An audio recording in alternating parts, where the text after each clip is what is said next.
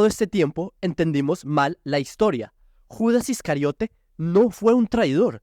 Al revés, el teólogo William Clayson, él propone que de hecho Judas trató de salvar a Jesús, que cuando Judas entregó a Jesús a las autoridades judías, a los sacerdotes, fue porque Judas quería salvar a Jesús de que no le hicieran daño. Pero las cosas se pusieron mal fue cuando Jesús llegó a manos de las autoridades romanas, no judías. Porque les recuerdo que los romanos en el siglo I perseguían a los judíos. Y muy seguramente los romanos estaban buscándolo por los altercados que ocurrieron en el templo con los mercaderes o por alguna razón así.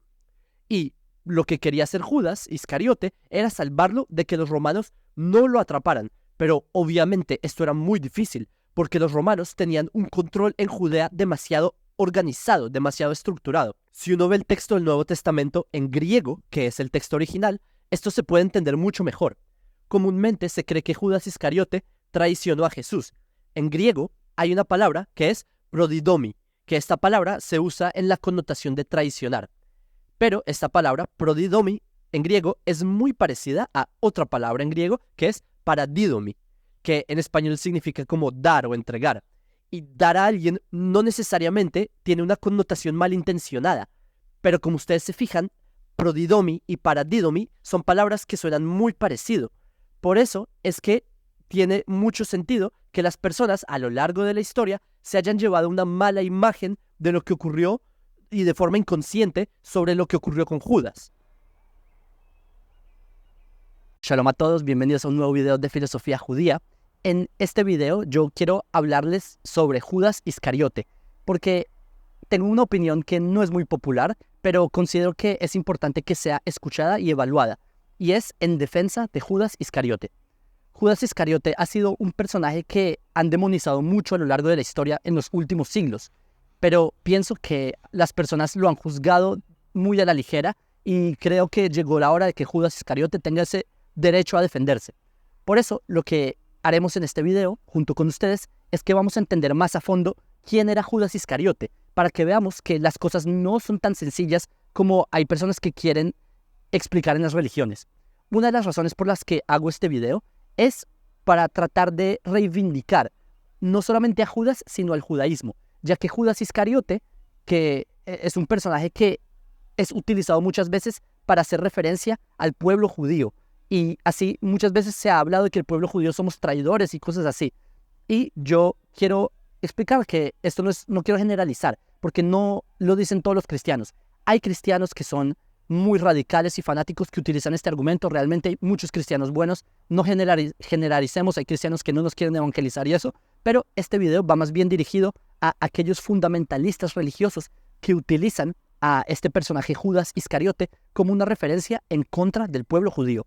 Porque incluso hasta el día de hoy, como es utilizado como una forma de insulto, como incluso en mi página, a mí como judío, en esta página que es Filosofía Judía. Y lo que me parece un poco gracioso, por otro lado, es que al fin de cuentas, con este tema, a pesar de que los fundamentalistas tratan de catalogar a Judas Iscariote como traidor y todo eso, este tema en verdad es muy paradójico para el cristianismo, porque si los mismos cristianos dicen que es gracias a la sangre de Jesús que tienen la salvación, entonces, si Jesús fue crucificado gracias a que fue entregado por Judas Iscariote, por eso tendría sentido no ponerse a culpar a Judas Iscariote, sino más bien estos cristianos fundamentalistas deberían darles las gracias a Judas Iscariote por haber entregado a Jesús, ya que sin esa traición los cristianos no tendrían esa supuesta salvación. Ahora sí, quiero que comencemos a analizar un poco a Judas desde el aspecto más histórico. Lo primero que quiero analizar es que quizás hay una posibilidad de que Judas Iscariote ni siquiera existió. No me quiero apresurar mucho en esto que acabo de decir, porque quizás Judas Iscariote sí existió. De hecho, a nivel historiográfico, bajo el criterio de incomodidad, hay razones para pensar que Judas Iscariote sí existió como un personaje histórico, pero aún así no quiero descartar la hipótesis de que quizás Judas Iscariote sea un personaje representativo. O sea, me gustaría plantearles esta pregunta. ¿Qué tal si Judas Iscariote en verdad sea un símbolo? Les explico a qué me refiero. Que si uno lee detalladamente, es difícil ignorar el hecho de que el nombre Judas se parece mucho a judíos, como si el personaje del Nuevo Testamento, Judas, hiciera una alusión a los judíos. Miren, Judas, judío, se parece el nombre. De hecho, el nombre Judas en hebreo se dice Yehudá, y judíos en hebreo se dice Yehudim. Es la misma raíz en hebreo. Y uno, cuando lee detenidamente el Nuevo Testamento, uno realmente sí se puede fijar que el Nuevo Testamento muchas veces trata de hacer paralelismos entre Judas y los judíos.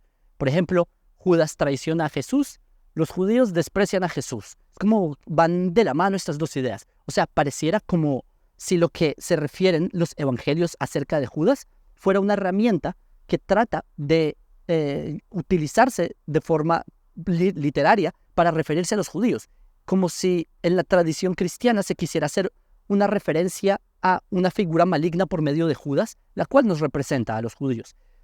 Y esto es bastante decepcionante, porque cuando uno, y especialmente uno como judío, uno lee detenidamente el Nuevo Testamento, uno sí se puede dar cuenta de que en la historia, así entre líneas del Nuevo Testamento, muchas veces tratan a los judíos como lo malo que ocurre en la historia, mientras que por otro lado exoneran a los romanos de su crueldad, siendo que, irónicamente, eran los romanos quienes se la pasaban crucificando a judíos en el siglo I.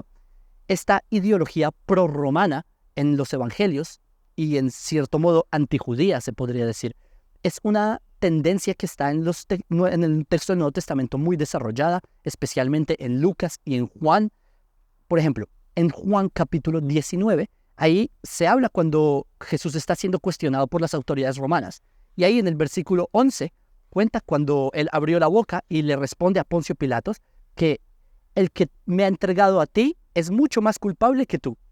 O sea, básicamente el Nuevo Testamento está diciendo que Poncio Pilatos no tiene la culpa tanto de la crucifixión, que Pilatos tenía un pecado más pequeño a diferencia de los judíos, o a Judas quizás se refiere acá, porque ellos son los que lo entregaron, que esto es peor, ¿sí?, que la crucifixión misma. Es decir, ahí en esa escena de Juan 19, pareciera que esa referencia a Judas o el judaísmo que entregaron a Jesús es al que el cristianismo está tratando de dar la acusación de la crucifixión a los judíos para limpiarle las manos a Roma por la crucifixión. Y la verdad es que esto tiene mucho sentido, de que los evangelios hayan tratado de limpiarle las manos a Roma, porque si nos fijamos a nivel histórico, los que adoptaron el cristianismo en la posteridad fueron los expaganos grecorromanos. Por eso tiene mucho sentido que los mismos integrantes de la nueva religión naciente cristiana tuvieran que buscar cómo exonerarse de la culpa y culpar a otro grupo por la crucifixión.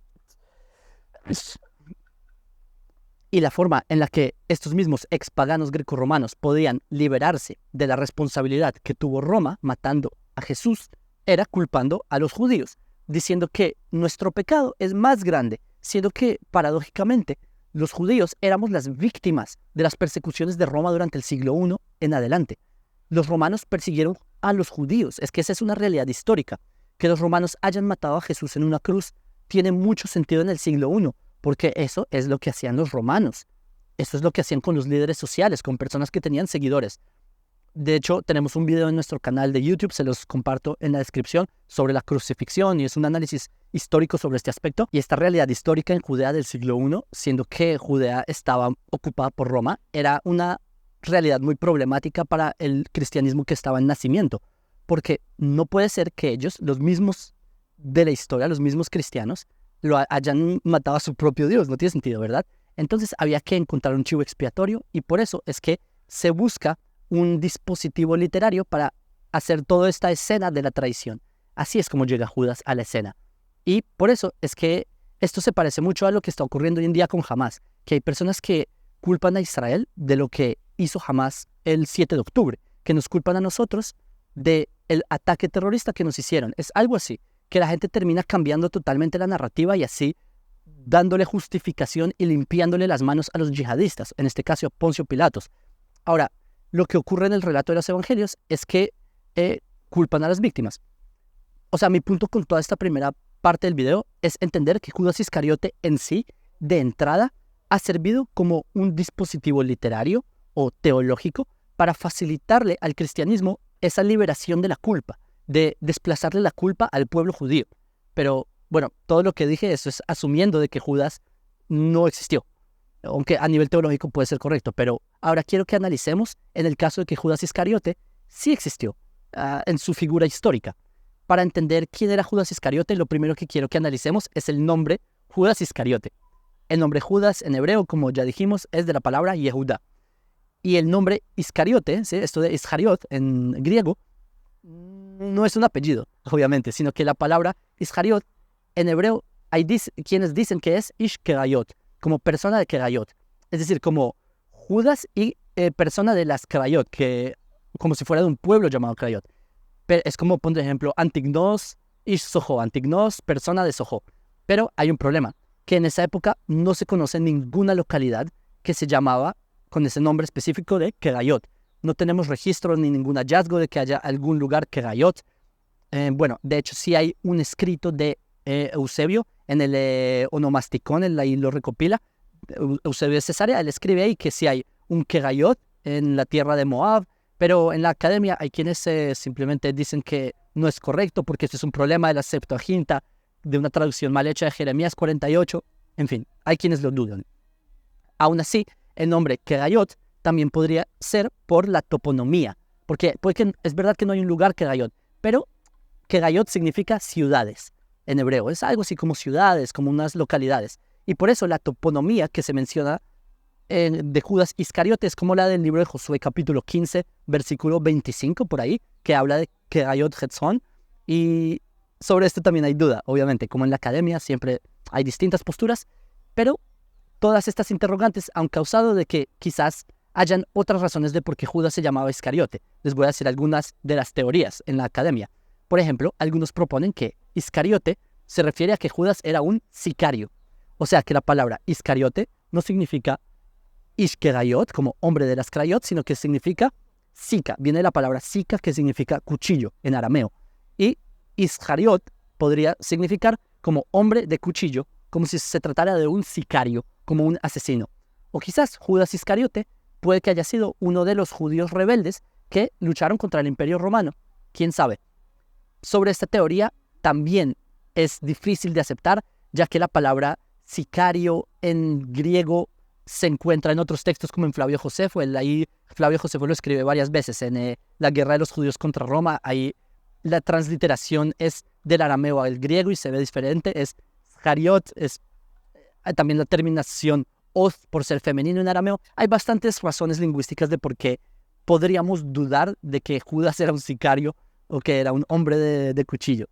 Otra teoría, en todo caso, porque obviamente hay más teorías, otra teoría es que la palabra de Iscariote viene de la palabra sheker, como ish sheker, que eso significa hombre de mentiras, como si Judas hubiera sido una persona de mentiras. También hay otra teoría de que quizás es porque Judas era pelirrojo, porque es la palabra en arameo sacra, entonces ish sacra, como hombre pelirrojo.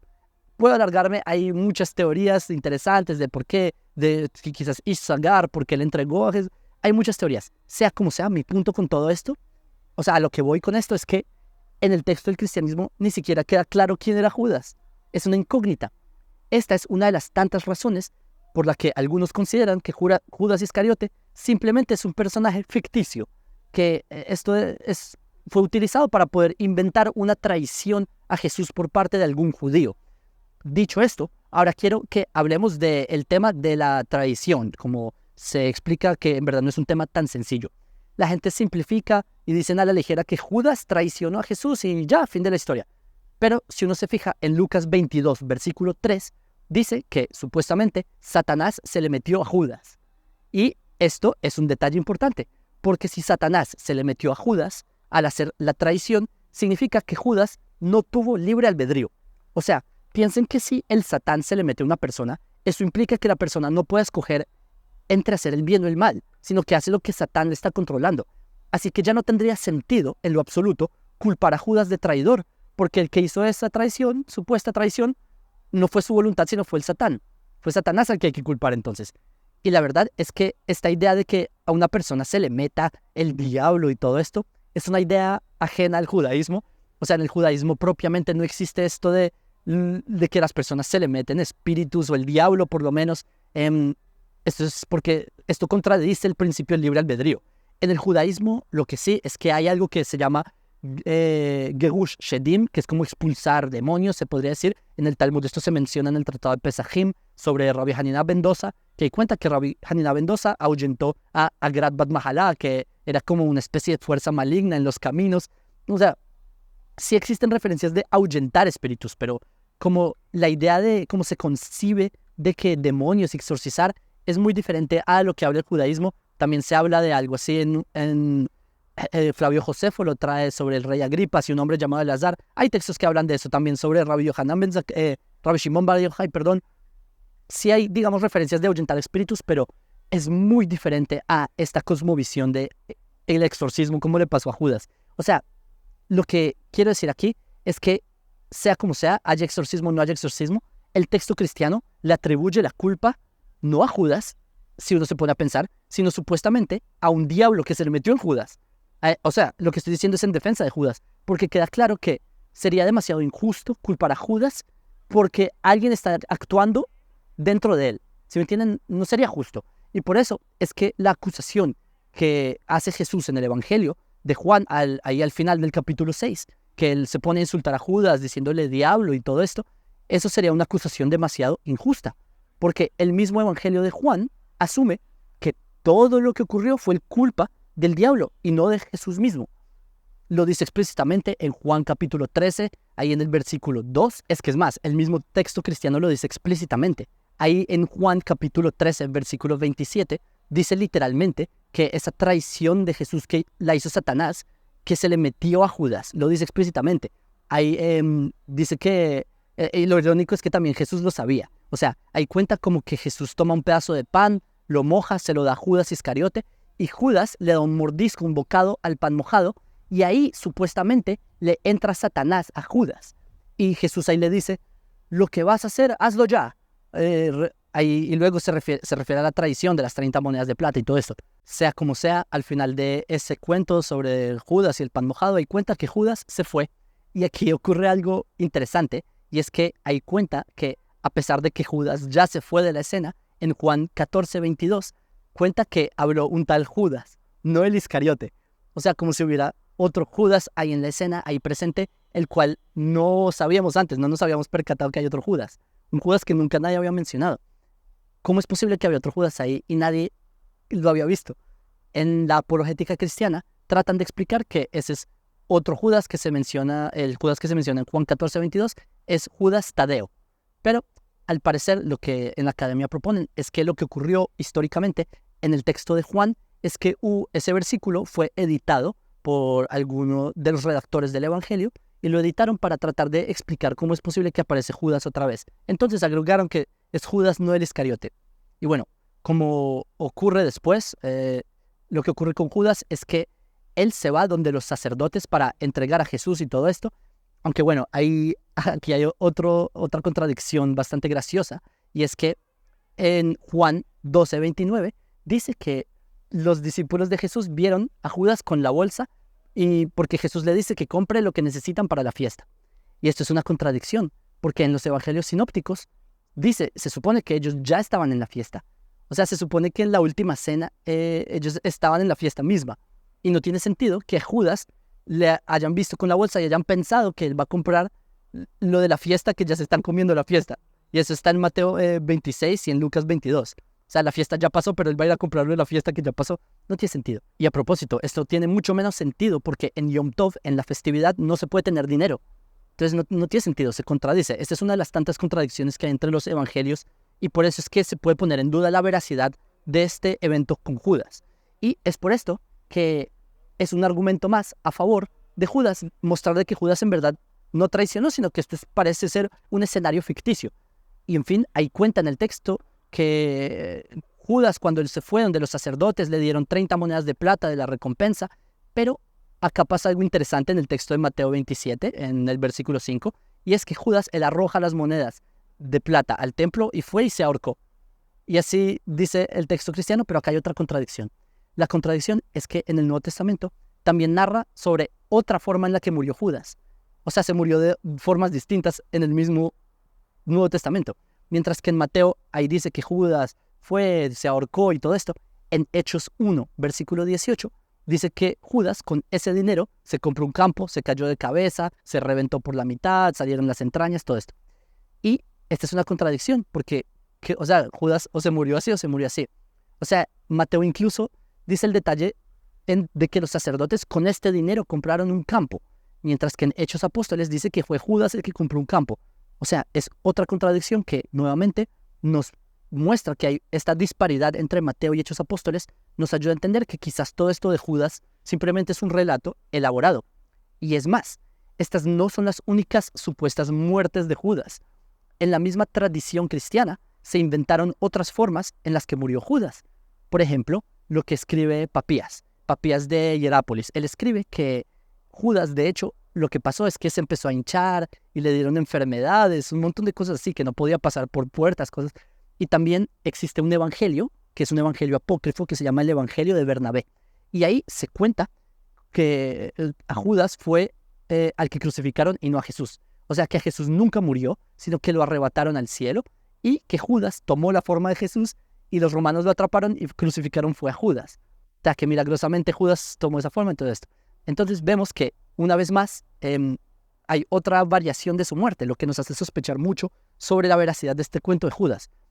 A propósito, hay algo interesante en el Islam, que en el Islam ellos también tienen este cuento de que no crucifican a Jesús sino a Judas, porque recuerden que el Islam dice que la crucifixión de Jesús nunca ocurrió y hay de hecho comentaristas del Corán, comentaristas muy antiguos del Islam, de los primeros, como el Tafsir Muqatil, que ahí habla sobre, también creo que Ibn Shak lo trae, sobre que crucificaron a Judas porque tomó la forma de Jesús, todo esto. Y esta es una de las muestras a propósito de que el Islam se creó a partir de robar textos del judaísmo y textos apócrifos del cristianismo. Pero, volviendo al tema. ¿Por qué, o sea, Judas en el texto, por qué se muestran tantas muertes sobre Judas Iscariote? Porque al parecer esto de que Judas se fue y se ahorcó y las monedas no ocurrió. Lo que ocurre aquí es que en el Evangelio de Mateo, sobre que Judas se ahorcó y todo esto, es simplemente una narración fabricada por Mateo para involucrar a los sacerdotes y a los judíos en el asunto de la crucifixión.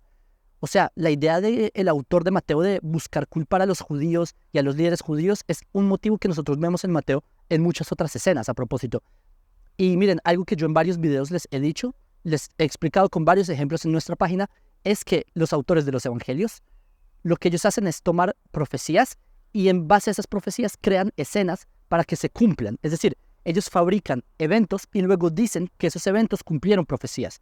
Este es uno de esos ejemplos. Hay muchísimos más, pero vemos que acá es lo que está pasando. Que lo que hizo Mateo es que él toma una profecía de las 30 monedas. Esta profecía de las 30 monedas está en Zacarías 11:12.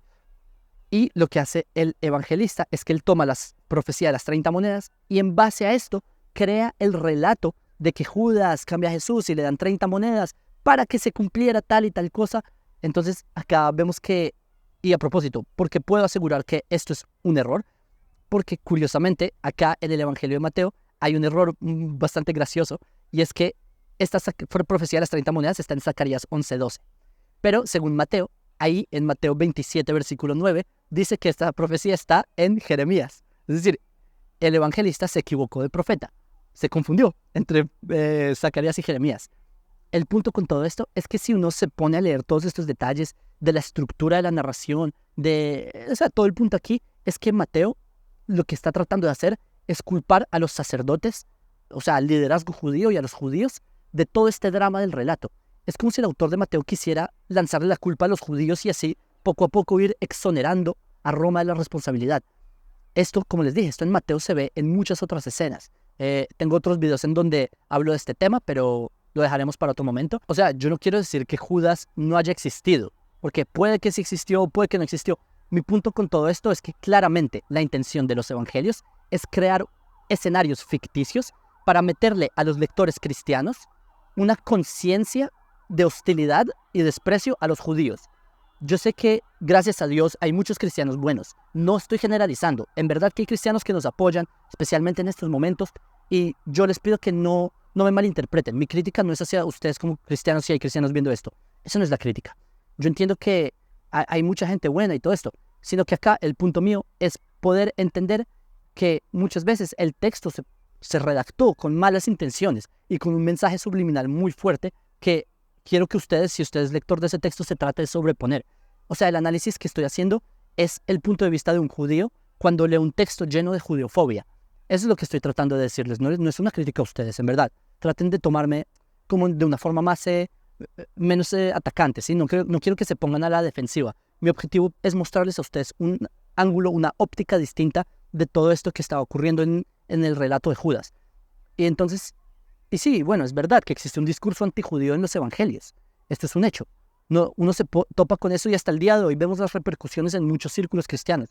Y nuevamente no hay que generalizar, ya lo dije unas 80 veces, pero eso es algo que ya llegamos a una generación en la que podemos reivindicar a Judas Iscariote. Es decir, podemos reivindicar al rol del judaísmo y a la inocencia del judaísmo y al odio contra el judaísmo que ha tenido el cristianismo por siglos, que nuevamente no es de todos. Y bueno, sobre este tema en verdad hay mucho que hablar, ya me alargué bastante, pero si les gustaría que habláramos un poco más de esto, escríbanlo en los comentarios, o si quieren hablar de otro tema, análisis de otras cosas, escríbanlo. No olviden dar like, compartir todo eso. Les envío un saludo desde Jerusalén.